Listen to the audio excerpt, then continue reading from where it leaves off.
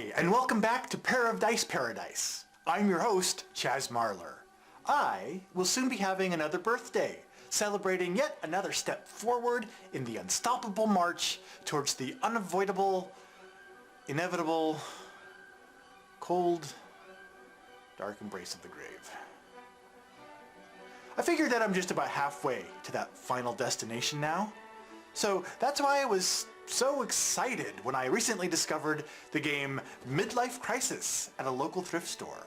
Because now, instead of anxiously awaiting my own midlife crisis, I can gather around the kitchen table with my family and friends and practice having one in front of them.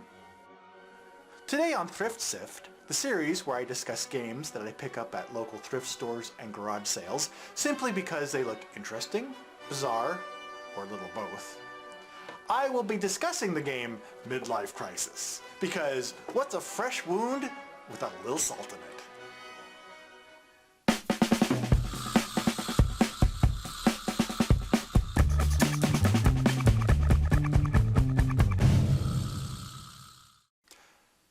Portions of Midlife Crisis are similar to those games where players are given an ethical dilemma to resolve, and in resolving it, they provide a glimpse into their true personality.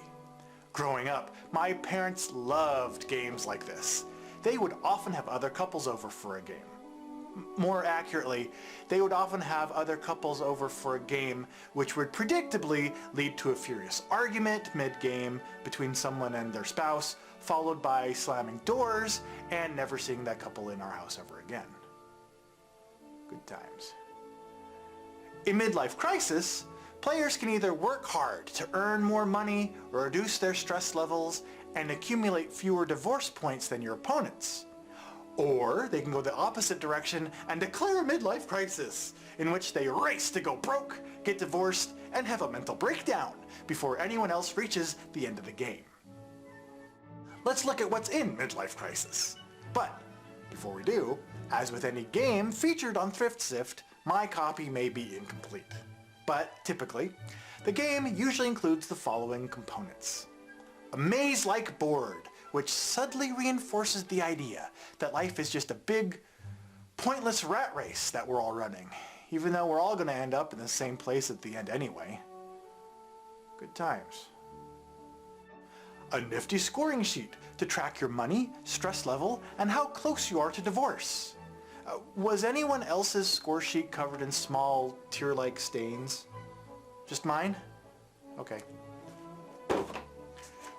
A Declaration of Midlife Crisis certificate. Now, it's not notarized, so you'll need to find a notary public to authenticate yours and make it official. But the real star of the game is the decks of Zap and Crisis cards. The Crisis cards introduce the traumatic events that players experience over the course of their midlife crisis. Here's an example of some of the crises players may encounter. The TV set is broken.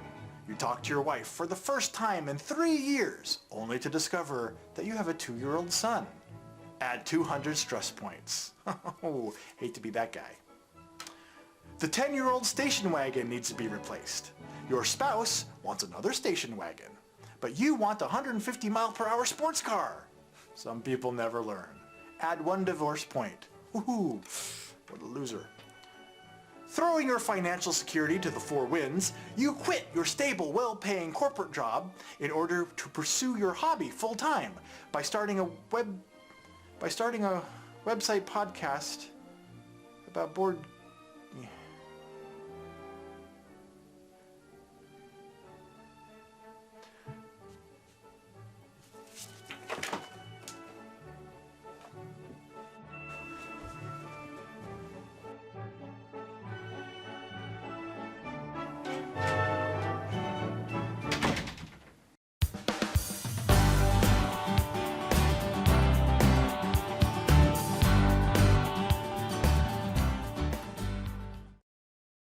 I have a birthday coming up. I'll soon be turning No, I can do this. Or I'll be turning but I'll be turning far. Hi, welcome back to Pair of Dice Paradise. I'm your host, Chaz Marler. I have a birthday coming up. I'll be turning 3010.